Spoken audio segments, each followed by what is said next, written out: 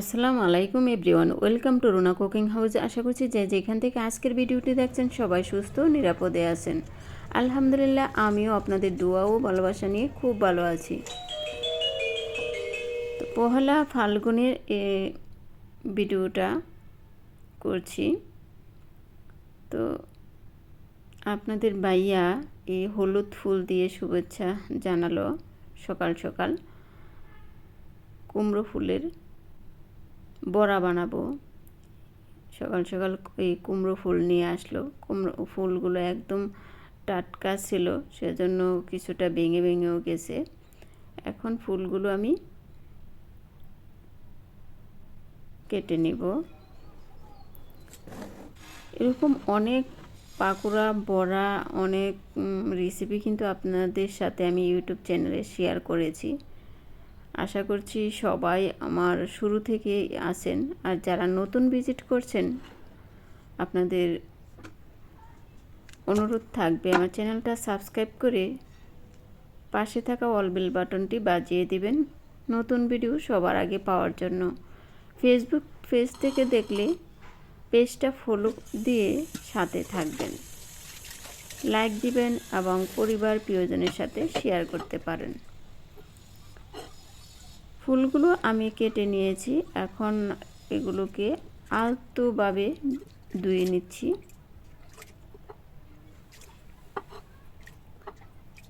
ফুলগুলো ধুয়ে আমি এখানে 1 থেকে 2 ঘন্টা আগে আমি এই অ্যাঙ্কার ডাউল ভিজিয়ে রেখেছিলাম। এটা মসুর ডাউল দিয়ে করা যাবে। তো ডাউলটাকে একটু দানা দানা থাকবে, হালকা দানা দানা থাকবে, এইভাবে আমি ব্লেন্ড করে নিয়েছি। এখন পেঁয়াজ বাটা, রসুন বাটা, আদা বাটা, জিরা বাটা, মানে জিরার গুঁড়া, সব মশলা এখানে অ্যাড করে দিব। 1 চা চামচ করে দিচ্ছি স্বাদ মতো লবণ, হলুদের গুঁড়া 1/2 চা চামচ, ভাজা জিরার গুঁড়া, ধনিয়ার গুঁড়া, লাল মরিচের গুঁড়া, সব কিছু দিয়ে এগুলোকে মাখিয়ে নিব।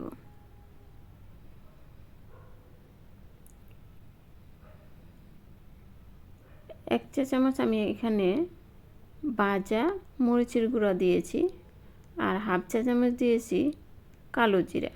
যে কোনো ভাজা পোড়াতে এই কালো জিরাটা দিলে খেতে কিন্তু দারুণ লাগে।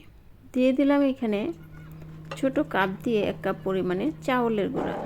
বড়াটা মুচমুচে হবে, খেতে দারুণ লাগবে।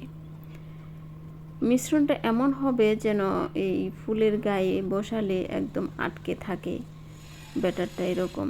যদি বেশি ঘন হয়ে যায় তাহলে একটু পানি দিয়ে পাতলা করে নিতে হবে, যদি পাতলা হয়ে যায় তাহলে একটু চাউলের গুঁড়া দিয়ে ঘন করে নিতে হবে।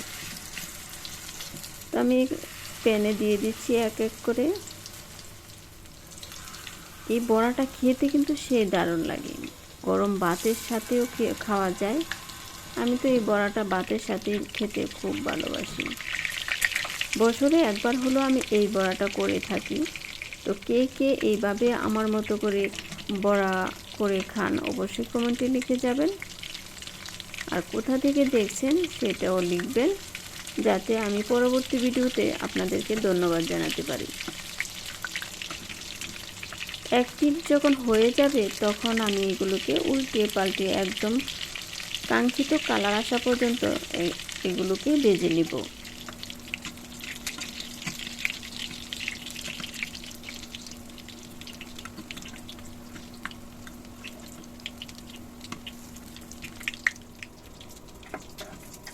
ভাজা হয়ে গেলে এগুলোকে নামিয়ে নিচ্ছি, একটা টিস্যুর উপরে পরিবেশন করে নিচ্ছি। পাশে আছে কুমড়ো ফুল।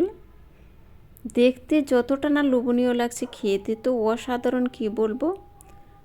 তো ভিডিওটি ভালো লাগলে অবশ্যই লাইক এবং সাবস্ক্রাইব করে পাশে থাকবেন। আর ভিডিওটি দেখার জন্য অসংখ্য অসংখ্য ধন্যবাদ। সবাই সুস্থ ও নিরাপদে থাকবেন, আমার জন্য দোয়া করবেন। ফাগুনের শুভেচ্ছা রইল।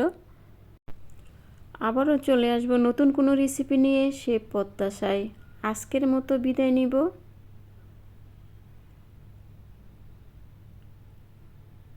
আল্লাহ হাফেজ।